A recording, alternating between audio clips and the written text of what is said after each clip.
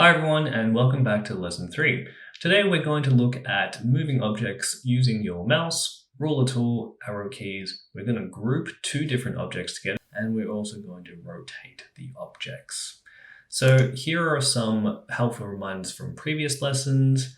If you forgot, look back at the previous videos as a refresher. So the first thing we're going to do is move objects with our mouse. So onto the right hand side, I'm going to choose an object. I'm going to choose a red cube. I'm going to left click and hold and drag it across to my work plane. And I'm also going to click on and hold and drag a roof. And I'm going to select that, putting it onto my work plane. I'm going to change the angle a little bit. You can see that I can move the red cube by clicking on the red cube, holding down on the left mouse click, and then moving it wherever I would like on the work plane. I can even pull this object up and down on the work plane by hovering on that black cone-like. You can see here it's turning red. As soon as it turns red, left click, hold, and then drag it up or drag it below the work plane. You can see it's below the work plane, wherever you need. If you need to get it back to on the surface of the work plane, you can actually just click on the object and press the letter D, and that will return you flat onto the surface of the work plane. So that's a really handy trick. The next thing we're going to look at is moving objects using the ruler tool. Now, the ruler tool is really handy because you're able to get precise movements. So I'm going to drag my ruler from the tool right hand side, put it at the very corner of my work plane, and that indicates the starting point. So right now, if I click on the red cube, you can see that it is 51.7 millimeters on the vertical axis, or we call this the Y axis, and it's 43.10 millimeters on the horizontal, which is we call the X axis. So if you click on these numbers and then change them, so I'm going to change it to 20, you can see that you're moving this box according to the numbers that you've inputted here. So I'm going to do the same. I'm going to change that to 20, and you can see that now it is 20 along the Y and 20 along the X at that particular point. Why is this handy? It's handy because let's say that I want to put this roof on top of this cube, and I know that this is at 20 and 20. I can click on the roof and also get it to 20 and 20. And you can see that it's sort of inside the cube now, as you can see. Now, if I want to get it to the very top, I could simply just drag this and move it all the way to the top. That looks like it's joined, but I'm not too sure if that's exactly joined. So a nice handy trick is you can see this green bar. That also indicates how high above the work plane I am.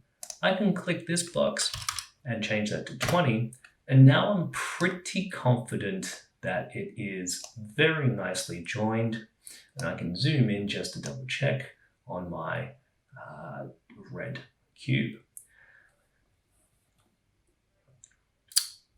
Now the next thing we're going to look at is moving objects with the arrow key. So I'm going to pull this aside just for a second. By clicking on the red cube, I can move this up and down using the arrow key. So you can see that there's a whole bunch of arrow keys on my screen, and that's because I've been moving it up and down. You can see that I've moved it now by 26.3 mils, as before it was 20. So I can do the same with my left and right. And you can see that the numbers down here is moving. Now you can change the movement by going to Snap Grid. If I go to 2 mils, every single time I tap my arrow key, you can see that it is moving by 2 mil. So if you want to get it precise, you can change it back to a smaller value, and every single time you tap the arrow key, it is moving by a smaller value. Why is this handy? Well, let's just say that you're trying to put this on top using your mouse, and you think that is perfect.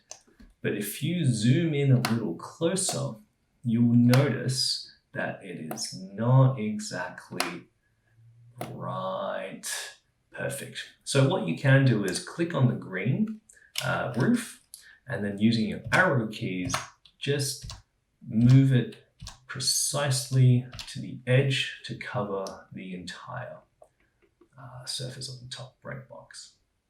Now, of course, if you change that to 2, you won't be able to move this as precisely. So if you want really small movements, then change it using your snap grid and your arrow keys. If you hold down your control key and then move your arrows up, you can see that you are also moving your objects up or down. Same thing by holding down control and down.